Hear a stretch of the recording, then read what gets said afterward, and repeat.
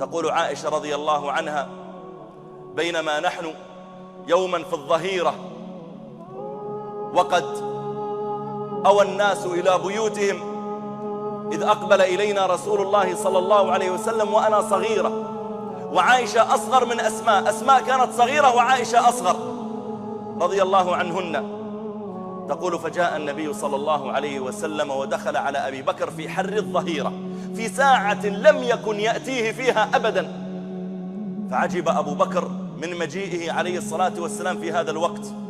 فلما دخل عليه قال عليه الصلاة والسلام: يا أبا بكر أخرج من عندك، عندي كلام لا أريد أن يسمعه أحد، أخرج من عندك.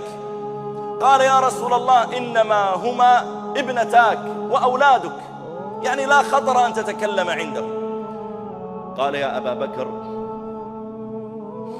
إنه قد أذن لي بالهجرة.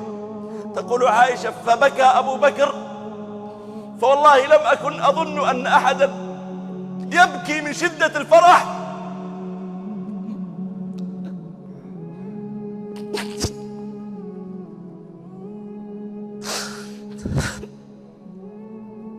حتى رأيت أبا بكر يبكي.